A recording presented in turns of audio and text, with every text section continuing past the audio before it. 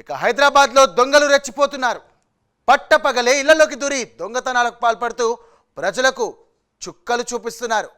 కత్తులు ఆయుధాలతో ఇళ్లలోకి చొరబడి దొరికిన కాడికి దోచుకెళ్తున్నారు.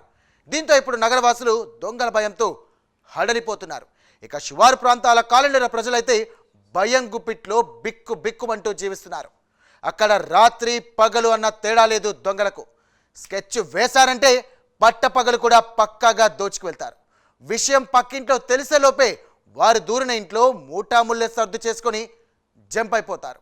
ఇప్పుడు మీరు సరిగ్గా అలాంటి దొంగల్ని చూడబోతున్నారు. మిట్ట మధ్యాహ్నం కారులో దర్జాగా వచ్చి దోచుకెళ్ళిన ఆ దొంగల సంగతి ఏంటో ఓసారి చూద్దామా?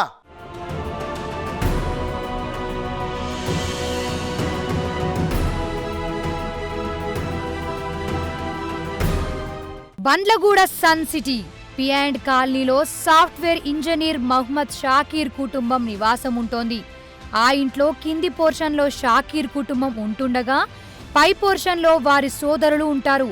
ఉదయం 9:20 తెల్లని షిఫ్ట్ డిజైర్ కారులో 5 గుర్తు తెలియని వ్యక్తులు వచ్చారు. డ్రైవర్ సీటులో ఉన్న వ్యక్తి కారులోనే ఉన్నాడు. మిగతా 4 షాకీర్ ఇంటి తలుపులు కొట్టడంతో తెలిసిన వారే అనుకొని షాకీర్ భార్య తలుపు తీసింది. వెంటనే ఇంట్లోకి ప్రవేశించిన ఆ 4 దుండగులు ఆమెను కత్తితో బెదిరించారు. ఇంట్లో ఉన్న బంగారం, నగలు, డబ్బు ఇవ్వాలని డిమాండ్ చేశారు. ఆ సమయంలో షాకీర్ పడుకొని ఉన్నాడు. 4 ఒకరి వద్ద పదునైన కత్తి ఉంది.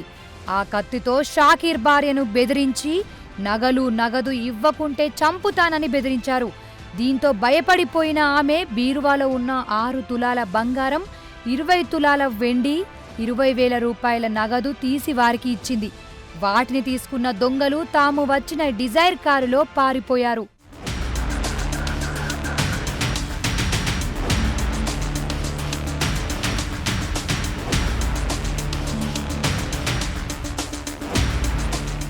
దొంగలు బంగారం, వెండి, నగదు దోచుకొని పారిపోయిన తర్వాత షాకీర్ భార్య తన భర్తతో పాటు పై పోర్షన్లో నివసిస్తున్న కుటుంబ సభ్యులకు విషయాన్ని తెలిపింది.